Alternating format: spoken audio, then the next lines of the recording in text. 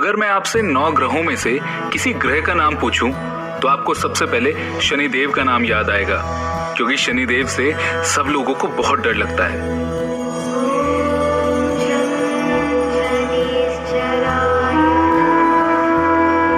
ऐसा नहीं है कि शनिदेव कोई बुरे ग्रह हैं, लेकिन सब जानते हैं कि वो बहुत कठोर और न्यायप्रिय हैं। मैं आज आपको सुनाऊंगा इन्हीं शनिदेव के जन्म की कहानी और क्यों इनका है अपने पिता सूर्यदेव से बैर। तो आइए शुरू करते हैं। राजा दक्ष, जो महादेव भगवान भोलेनाथ के ससुर भी हैं, उनकी एक और कन्या थी, संज्ञा। उनकी इस कन्या संज्ञा का विवाह सूर्यदेव के साथ हुआ। सूर्यदेव का तेज बहुत अधिक था, जिससे संज्ञा अक्सर परेशान रहती थी। वो सोचा करती थी कि किसी तरह सूर्यदेव की ये जो तपाने वाली अग्नि है, ये कम हो जाए। जैसे तैसे दिन बीतते चले गए और संज्ञा ने मनु, यमराज और यमुना 3 संतानों को जन्म दिया। संज्ञा अब भी सूर्यदेव के तेज से घबराती थी। फिर भी एक दिन उसने निर्णय लिया कि वो तपस्या करके सूर्यदेव के इस तेज को कम करेगी।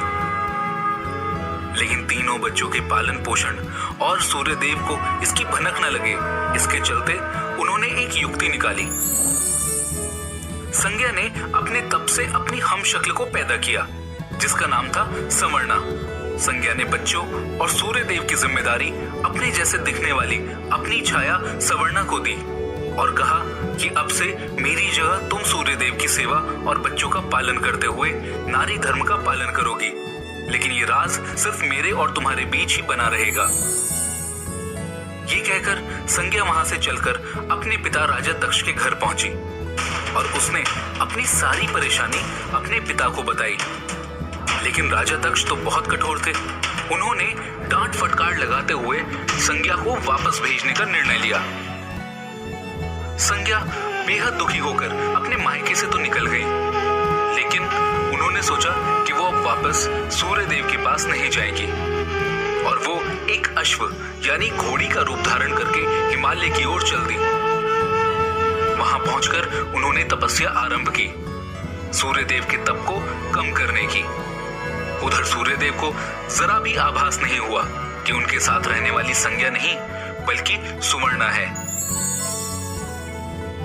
सुवर्णा अपने धर्म का पालन करती रही।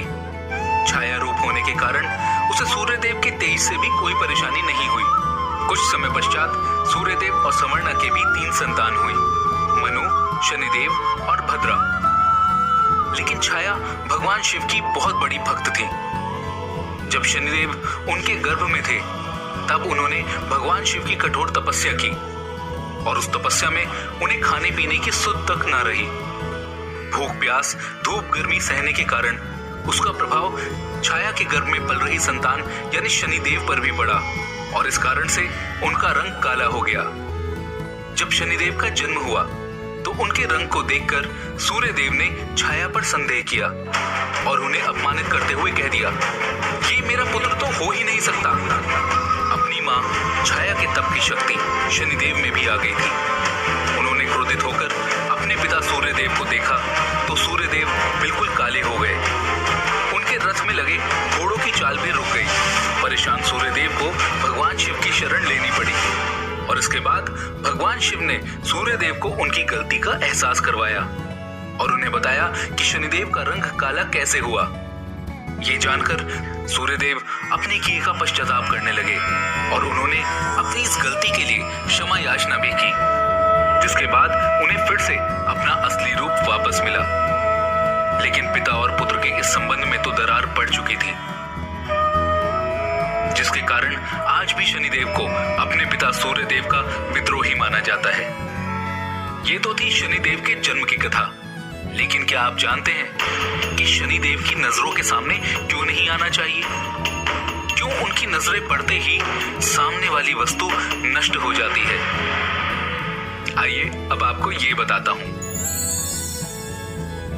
ब्रह्म पुराण के अनुसार शनिदेव भगवान श्री कृष्ण के परम भक्त थे। जब शनिदेव बड़े हुए तो चित्ररथ की कन्या के साथ इनका विवाह हुआ शनिदेव की पत्नी सती साध्वी और परम तेजस्विनी थी, लेकिन शनिदेव भगवान श्री कृष्ण की भक्ति में इतना लीन रहते थे कि अपनी पत्नी को उन्होंने जैसे भुला ही दिया।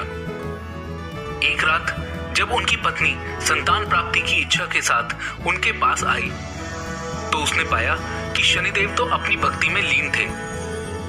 वो प्रतीक्षा कर करके थक गई और इसके साथ ही वो ऋतुकाल भी पूरा हो गया।